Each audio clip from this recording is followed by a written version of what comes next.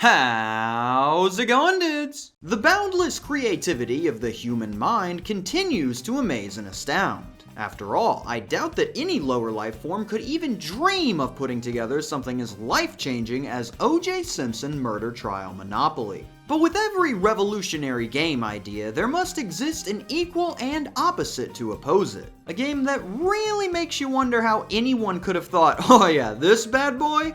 The new Mousetrap. Now, we did take a look at some bad board game ideas before, but since then, I have come across a group of card games that are so much worse on just a conceptual level, and to be honest, those are way funnier to look at. Because we can either get into the weeds on whether the Ungame really deserves all of the hate that it receives due to its concept, or we can look at the illegitimate child card game and ask, excuse me? Who's Your Daddy? The game where you try to determine which of your friends got you pregnant. How? Who's Your Daddy is the 2001 card game that sees each player take up the role of a man and a woman. As a woman, you are trying to have as many kids as possible so you can pin the paternity of the child on one of the other players and sue them for child support. Meanwhile, as a man, you are trying to bob and weave these accusations to avoid having to pay, especially if the child is yours. The last player with any money remaining wins. Who's Your Daddy takes on a similar theming to a Maury-style show, this one being called Sammy on the back of the box and the Gary Stringer Show in the rules themselves. So as such, the game is encouraging you to take up a similar mindset to the colorful individuals you would expect to see on that type of program.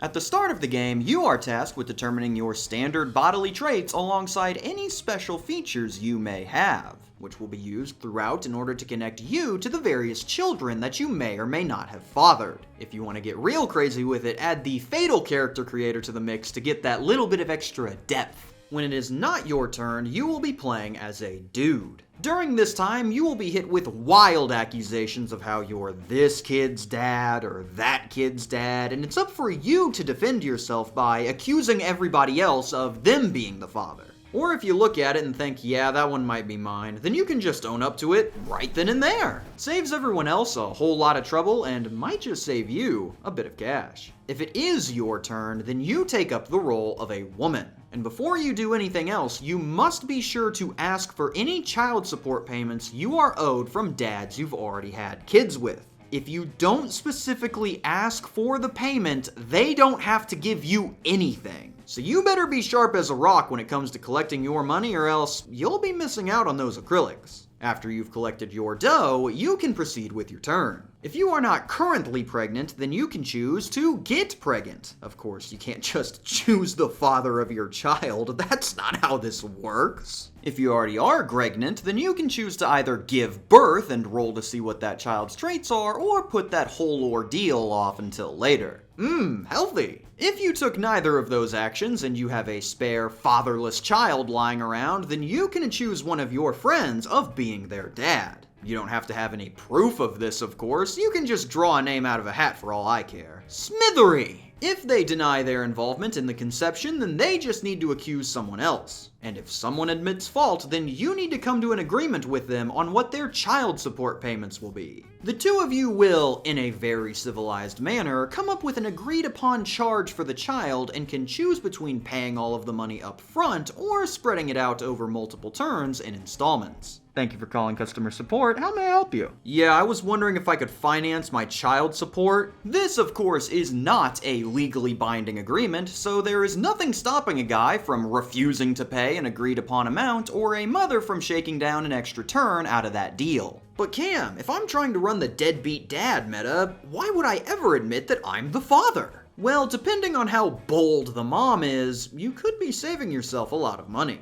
See, if nobody admits fault, then the mom can go to the courts and pay to have a paternity test done. And comparing the child's unique characteristics to every player who was accused, they will add +1 for every match and +2 for every specialty trait. And then each accused player will roll a die and add their modifier. Whoever has the highest roll will be the court-appointed father, who will then be ordered by the court to pay a certain amount depending on how close the match is, which will usually end up being way more than if you just took the deal. There is another modifier that gets added when you accidentally have a child with one of your relatives, which, I think we're just gonna skip that one. If all of those pesky children wring your wallet dry and you have no money left, you flee the country to escape the payments and are eliminated. Last player standing wins. There are also a few optional rules that you can partake in if you want to shake things up, such as the ability to neuter yourself, the chance to sell your newborn baby to another player through surrogate services, and having the opportunity to send yourself to prison in order to unlock that as an excuse. Your Honor, 9 months ago I was in solitary confinement on wire fraud charges. You are literally the first human I've seen in 2 years. My favorite part of the game is probably the preparing for play section, which contains 5 separate instances of the phrase, "Explain to everyone that the game they are about to play is extremely tasteless and makes light of a fairly serious subject. Request that anyone harboring thoughts of suing the manufacturer, or worse still, the designer of the game, leave immediately." If anyone feels like doing that anyway though, I've got the actual credits from the back of the book right here. The original concept is by Anonymous, the mistakes and typos are from some guy who no longer works here, and the extremely poor taste is provided by Hugh Betcha.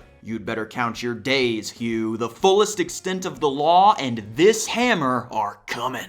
But while the idea is wonky, you can at least see what they were trying to cash in on when they made it. Something much weirder is when you release a game centered around an action that doesn't seem like it would attract a whole lot of fans. Oh, been wanting to talk about this one since the second tournament. Ladies and gentlemen, give it up for Rat Splatter! That's right, baby, Rat Splatter! What do you do here? Why, you splat rats, of course! Rat Splatter is the 2001 card game that sees you take up the role of the titular Rat Splatter. What you do is combine your male and female rats of the same personality type so that they breed and produce a rat child. The more rat combinations you can put together, the bigger the nest becomes. And when it's big enough for your liking, you can drop an entire anvil onto the new rat families to crush them to death, earning points for every rat splatted via this method. Whoever splats the most rats wins. You know it's bad when you've got the guy perpetually on the run from a rat demon, feeling bad for the rats. Who is out there dropping whole entire anvils on rats? As a profession, no less. Quote, "Squishing rats with anvils is truly a rewarding job, especially when you're getting paid for each rat, and especially when you first take the time to breed them in big nests and squish them all at once." That's the biggest part for me. These aren't the rats out there spreading the plague or stealing your pizza or anything. These are creatures that have been brought into this world by your actions so you can smash them to death for money. You are the bad guy. But okay, shaky theme aside, if you're gonna be out here splatting rats, you're at least going to be doing so within a deep and thought-provoking game that's well worth the money, right? No? Retailing for $9.95 plus tax, Rat Splatter includes 40 rat cards, 15 anvil cards, and gameplay that can easily be replicated with just a standard deck. In fact, it's so easily replicated, I'm just gonna teach you how to play it right now, in case you want to get in on some of this hot rat splatting action. Now, depending on what kind of deck you have, it might not have enough cards. The Vikings deck I normally use is one that has 2 jokers, but that leaves us 1 card short at 54. So we'll be using this deck from some random Indiana sync company, as it comes with an instruction card that gets us up to 55. Don't have to look good, it just has to work. All face cards, jokers, etc. are the anvils, while the numbered cards are the rats. The black numbers being the boy rats and the red numbers being the girl rats. Shuffle, deal each player 5 cards, and on your turn you must play a card if able. Most of the time that being one of your rats to start a new pile.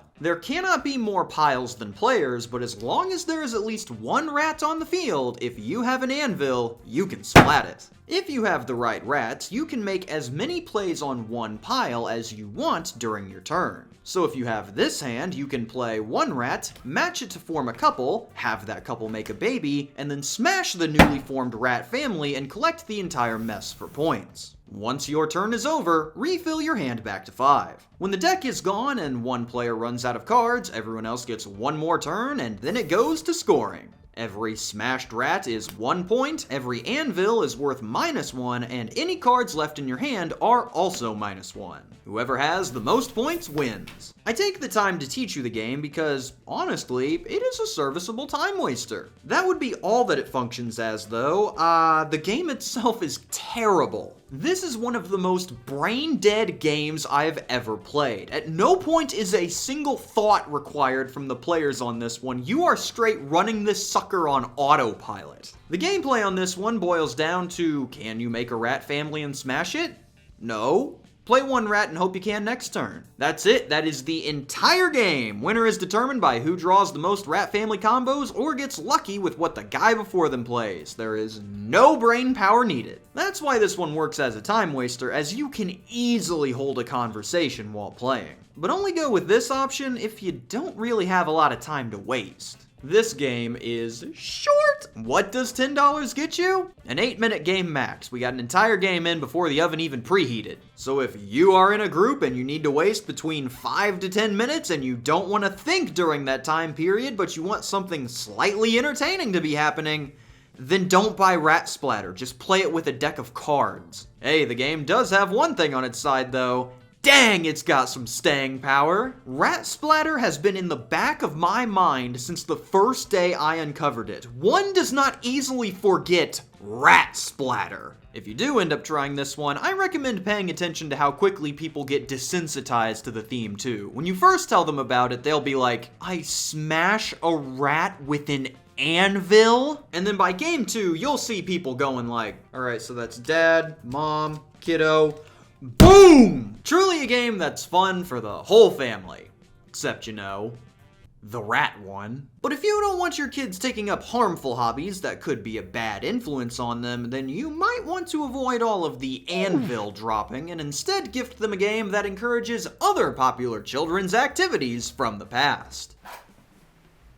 Like smoking. Camel the Game! Let's take a look at how the game works real quick so that the lawyers can have some more time to put together why this is not marketing cigarettes to children. Gee, thanks, appreciate it. Camel the Game is the 1992 card game made by the R.J. Reynolds Tobacco Company to either A, cement them as a new player in the tabletop gaming market, or B, sell Camel cigarettes. At this point, it could go either way. This is a bidding game where you are trying to earn the letters C-A-M-E-L to win, doing so by earning those letters during the round. On each round, you start with 6 cards and try to make a bid for how many of one specific letter you can get from the cards in your hand, the amount of that letter in other players' hands, and rolling twice on the camel dice. For instance, if you have 2 M's and 1 Camel Wild, you can probably bid that you'll get 7 M's because all you'd need to get are 2 M's from the other player's hands and rolling 2 M's on 2 rolls of the dice. If you get dealt 1 of each card at the start or roll 1 of each symbol on the dice at once, you automatically win the round. And the first player to collect all of the smooth-tasting camel letters wins. This one is pretty similar to other bidding or press your luck games and looks to be alright in terms of how the game functions, with the only major negative being the whole being used as a marketing stunt by a major tobacco corporation thing.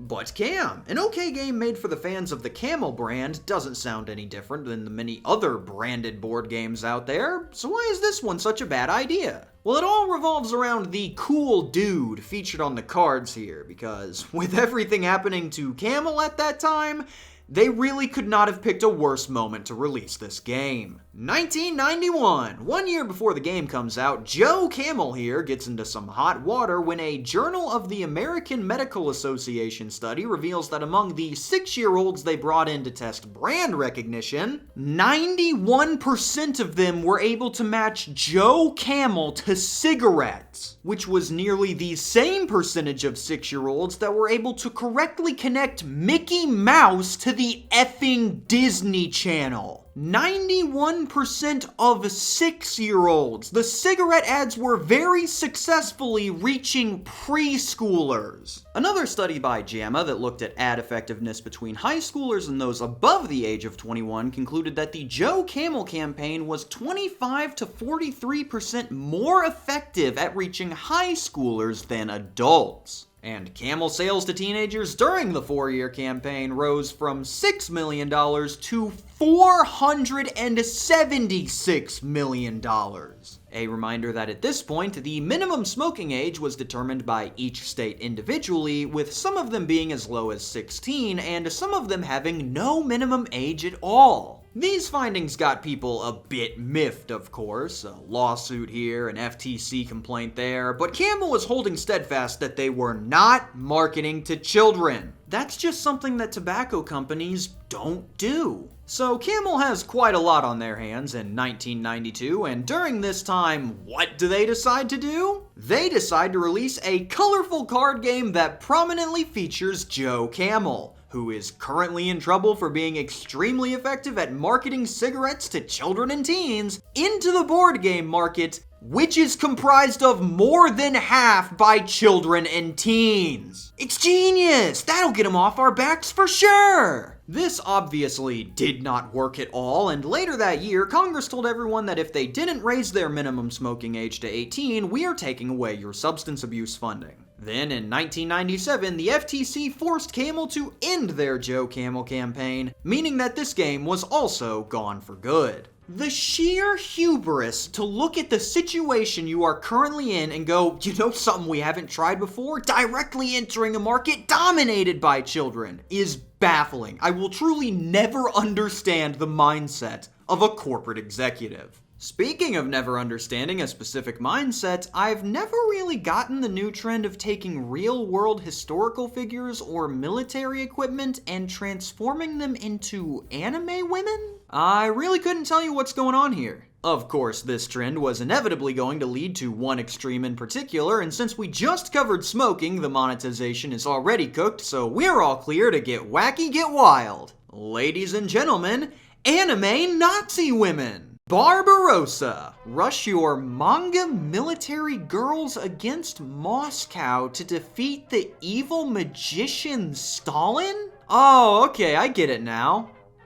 What? Barbarossa is the 2010 Japanese card game that sees you take control of your suspiciously partyless German military forces, which are comprised entirely of scantily clad anime women. If you can advance through your opponent's defenses and take Moscow, you win the game. People wonder why the Germans struggled so hard in the Soviet winter, and that's probably because they were dressed like this. Now, this one overall is rated pretty highly for its game design and strategic depth. Heck, the darn thing was even nominated for an award when it came out. But you know, despite World War II being the most popular war game time period, I have yet to see one treat the Nazis as sexy? I don't know what I was expecting. Japan was on their team after all. But Cam, you're missing the point here. These are not Nazis. It explicitly states that this is a fictional World War II setting. All of the swastikas have been replaced by the Iron Cross, and you get up to no operations outside of this generic military march to Moscow. This is just your standard,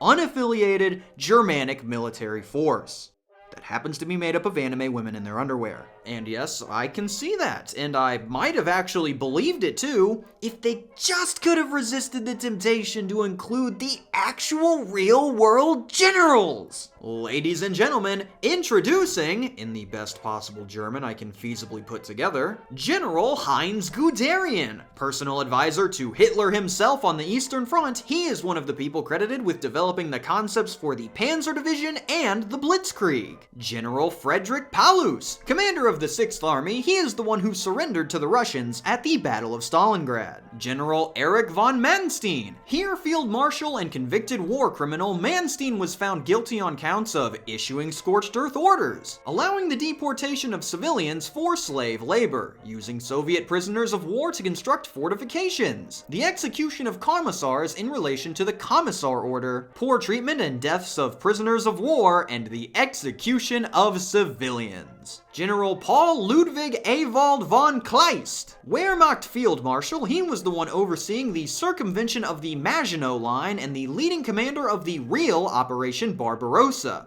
He is also a convicted war criminal. General Gerd von Rundstedt. A Heer Field Marshal in his late 60s, he was the head of the Court of Honor, where those thought to be plotting to kill Hitler would be tried with no defense and then sent to be executed. Not a convicted war criminal, because he was deemed to be medically unfit to stand trial. And General Hermann Hoth, commander of armored panzer divisions on the Eastern Front, he was convicted both on war crimes due to the Commissar Order and crimes against humanity. Wow, quite the star-studded lineup we've got here. But hold on a second, it looks like we've forgotten one. Pray tell, who could this be? What, you don't recognize her?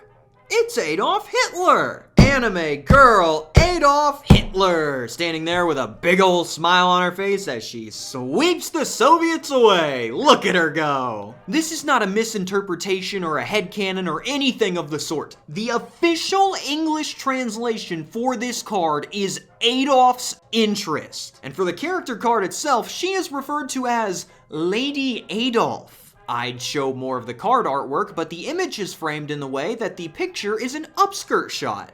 You know, of Adolf Hitler. But the whack crap doesn't end there. Oh no. You see, I don't speak Japanese, but allegedly the name of this card directly is Adolf Tan. That tan suffix on the end is very interesting, as that is used to mimic a small child mispronouncing Chan. So this card is essentially an exaggerated baby talk Hitler card. They came out here and hit us with the "who's a good Hitler?" Not you. Definitely not you. As if we couldn't go even further beyond, this game was, of course, wildly successful. Enough to warrant them later releasing not just an expansion, but an entire sequel. Guess where we are now, boys? That's right, El Alamein. Welcome to North Africa. The campaign for North Africa, the Anime Women, 2010 to 2017. Oh my gosh, is that Rommel? Is that Irvin Rommel? What's great about El Alamein is that it also led to the creation of two other titles. The alternate stock image versions of both El Alamein and Barbarossa, where instead of a bunch of saucy anime women, they use actual historical photographs from the time period for the card artwork. This is a really cool idea for how to shake up the game, because despite the gameplay, rules, and effects all being exactly the same, these are now two entirely different games. On one hand, you have a tense military struggle where High Command is trying to determine the wartime strategy they need to ensure victory.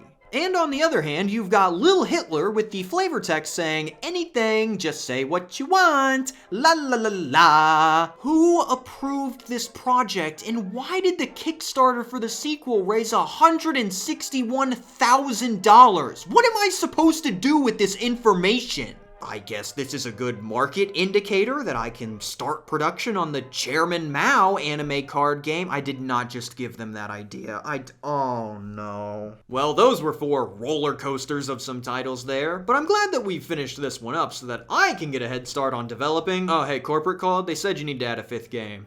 What? I don't have a 5th game. Where do I... Who's corporate? Corporate. They called and said 4 games is weak sauce, wah wah baby numbers. You need to add a 5th. Well, I don't have one. Where do I get a 5th game? I don't... Look, just pick one of those 2. I don't care. No, wait, please,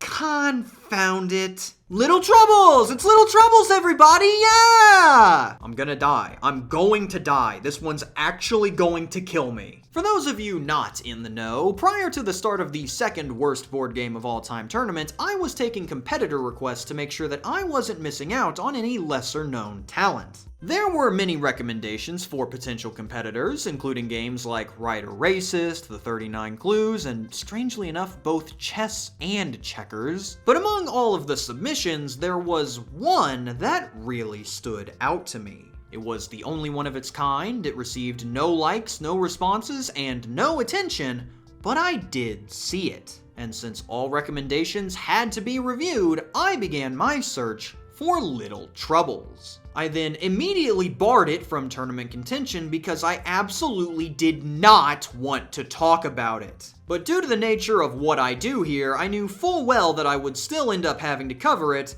I just wanted to put that off for as long as possible. Well, the crop is ripe, and unfortunately it is now time to reap what I've sown, so to start us off, what is Little Troubles? Little Troubles is the world's very first age regression baby fur trading card game, where you are attempting to regress the age of your opponent's furry characters in order to send them to time out. The first player to accumulate 100 cookies or win 10 fights wins. Now, I just threw a lot of terminology at you right there, so allow me to catch you up to speed. So, age regression, also referred to as paraphilic infantilism, is a form of age play where someone roleplays as themselves but regressed to an infant-like state. So it's you pretending to be a baby and working that whole shebang. The diapers, the pacifier, the baby bottles, the whole 3.5 yards. Now mix that with baby fur, which according to WikiFur is a member of the furry fandom who enjoys role-playing as a young furry character,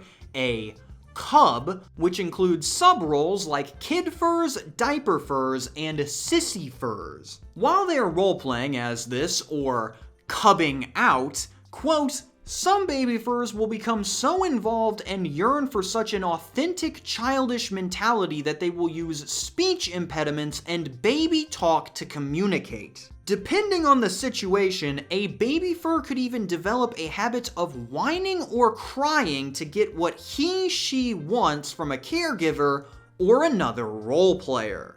They made that into a trading card game. What the heck is Little Troubles? You and your friends have found a genie, and that genie has offered you one wish. The only catch? The oldest person in the room gets to make the wish. That's not fair. Not fair at all. The genie, in all of his infinite wisdom and kindness, has granted several items around the room regressive powers. To make things fair, of course. Send your friends back to diapers while keeping your potty training intact to earn that wish. Now, if I've decided to show any of the cards yet, you'll notice that the artwork is not very sexualized, which is great to see considering the whole baby situation we've got going on here. But rest assured, we are in fact dealing with a fetish game here, because despite there being no sexual content in the game, the website and communities are all 18+, which, awesome. But enough about the whole everything going on here. Let's take a look at the game. What's it got on offer? Well, you start the game with 30 cookies, which you can spend to play cards based on their cost. These including stuff like characters, toys, and the equivalent of spells, field spells, quick play spells, and equip spells. I'm glad that I can so easily relate mechanics between one of my favorite games of all time and the furry age regression TCG. That is just icing. The character cards are the main stars of the show in this one, each coming with an adult version of the character on one side and a regressed child version of the character on the other. Forgive me if I'm reluctant to show many of the regressed versions of the characters going forward, but I'm scared that someone is going to think they're hot. Each character comes with an attack value, their confidence, and a defense value, their maturity, as well as their effect and their other values, which we'll get into later. On your turn, you can conduct battle between one of your characters and one of your opponents. Your confidence versus their defense. Cards can be played to modify these values in various ways, and whichever one is higher wins. The winner of the bout claims the amount of cookies shown on the bottom here, and the loser will be regressed into their toddler form. Or if they were already a toddler, are sent to timeout, which is the discard pile. Something that separates Little Troubles from other TCGs, more, is how important it is to have characters on the field due to these last two card values. As each resource phase, you will draw the amount of cards and gain the amount of cookies equal to the total amount of these values from your characters. Wait, that's a pretty cool idea. While having more characters does mean gaining more materials though, it means that you are going to need to spend more materials to protect all of them. So the entire time, you're going to need to weigh how to maximize your gains without spreading yourself too thin. Wait, that's a really cool idea. No. Let's focus on something else, like the sets that are on offer. This is a trading card game after all, so where can I get my packs? Well, considering most of the TCGs I've covered have been miserable failures, I'm expecting maybe one set and a booster pack if I'm lucky. Oh wait, my mistake. This one is actually incredibly successful. On offer from the Little Troubles website, you can purchase the base set, the set 1+1, which features booster packs, booster boxes, and a complete set option, Roll for Regression, their third set, which is comprised of fantasy adventure style cards and comes in all of the same offerings, and their fourth set, Back to Preschool, which I kid you not, just released a few months ago. This game is still receiving active support to this day. It is one of the most successful card games I've covered on here. But hey, I'm sure ready to hit the playground. I don't want to see you anywhere near one of those. So where's a good place to start? Well, one of the starter decks would be a good option for you here, but you can't actually access any of those right now because they're all sold out. My brain melt is flaring. We're out here melting. But why stop at just collecting the regular cards? After all, we can't forget the collaborations. Take your pick from one of the 2 sets on offer from their Little Comforts collaboration. What's Little Comforts? Why, it's only one of the premier retailers, and oh my gosh, I am going to throw up. But that's not all. If you were unable to make it out to Baby Fur Con, then you can still grab some of the exclusive convention merch. What is this? What am I looking at? Dear God! Do you want to know something else? The cherry on top of the diaper-wearing pie we've got on our hands here? Come here. I got a secret for you. The game is actually really good. This has so many good mechanics in it. Oh my gosh! The opening draw has you draw 10, pick 6, and return 4 to the deck, practically eliminating the chance of you bricking on your opening hand. The cookies are not only your main currency, but also your win condition, so you need to constantly decide between whether it is worth spending them to improve your position on the field or saving them in order to get closer to the win. I've already mentioned the risk-reward of having more characters on the field, but those characters also vary between their forms, with the adults usually having better stats while the toddlers grant better resource bonuses. And you need to be smart with your plays, as you can only play a max of 4 cards during your turn, which could be a little restrictive, but it also means that you aren't going to sit there for 30 minutes while your opponent runs their entire engine 4 times over. Gosh dang it! Why is the gameplay good? What do you want me to do? Just sit here and lie? They've thought this through. They've put legitimate thought and effort into the rule set, and it shows. Heck, outside of the theming, the design of the cards is also really good, and the art is more often than not very solid. Look at this helmet, man. Oh my gosh. Why is the age regression baby fur trading card game better than anything that Hasbro has put out in the last 10 years? We have adults wearing diapers pretending to be furry anthropomorphic toddlers out here designing games better than a major multinational corporation! At the same time the furries were starting to put together their magnum opus TCG, Hasbro had just released their new flagship title, Ms. Monopoly. How many more L's can this company take? But we aren't done with this one yet, no siree, because believe it or not, we haven't even reached the whack crap. How? What could possibly be left? Oh, you silly goose, have you already forgotten? We've still got an entire line of merch to go through. Oh, of course. Freaking radical, man. Starting us off, you've got your standard in-game accessories, such as different kinds of playmats and card sleeves. But in addition to those, there is also the custom-made cookie counter, which can help you keep track of your cookie tally and comes in a myriad of different variations. Oh look, another extremely creative and well-designed component. Add another W to the fowies. Alongside those, there are also more general merchandising items, most of which revolve around the game's mascot, Patches. You've got your Patches pin, your Patches plush, your Patches card holder, which comes with a 1 in 20 chance of coming in a cool alternative color scheme, gambling, a custom metal lunchbox that comes with a set 4 booster box inside, an entire uncut production sheet to hang on your wall, I guess? And the stars of our merch event, the clothing! We've got 2 fine selections on offer for you today, ladies and gentlemen. First up, the Little Troubles onesie. These fine garments are perfect for nap time and come in 4 distinct designs. I wouldn't get too attached to the magical onesie though, as everything except for the extra small model is sold out. By the way, if you are wondering if these are for children, 1, you haven't been paying attention, and 2, the extra small model comes out to 27 inches in length, so nope. But of course, you can't be comfortable in your onesie without your Patches branded diaper and diaper accessories. That wasn't a baby. You know what? Challenge time! Challenge time! I'm gonna read the full product description for this one, and you tell me if you can make it all the way through without ending up feeling noticeably ill. The feeling will kick in right around the top portion of your stomach here. I've become very familiar with it. Ready, spaghetti?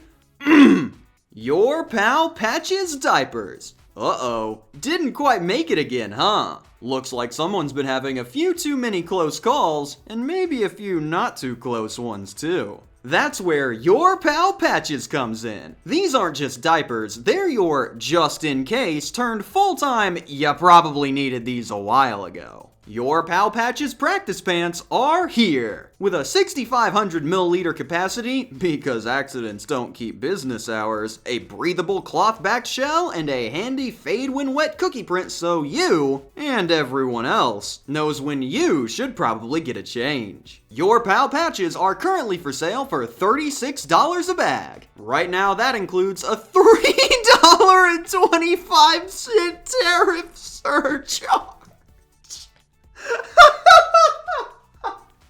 Donald, I trusted you, and you tariffed the diapers. Ow! I'm done.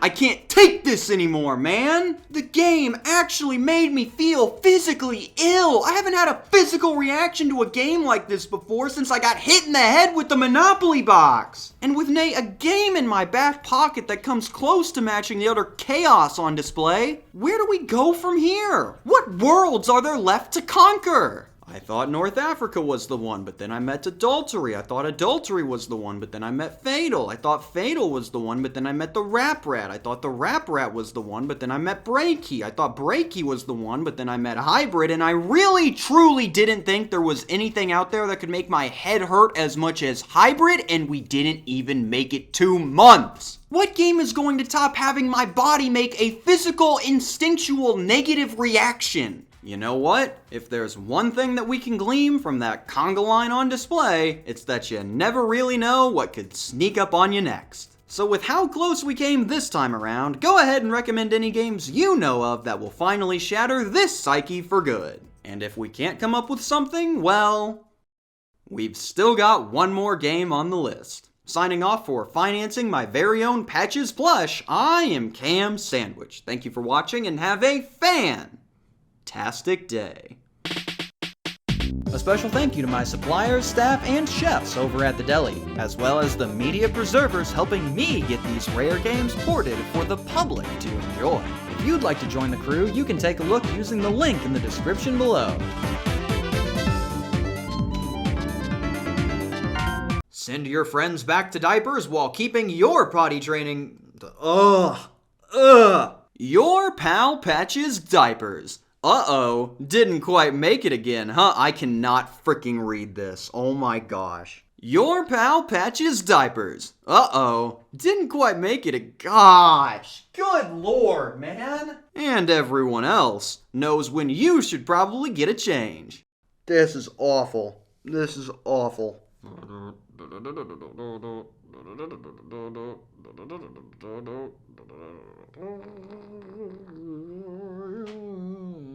Smells like ash in here now.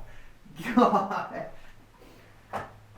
Why didn't I save that one for last? Now it just smells like ash.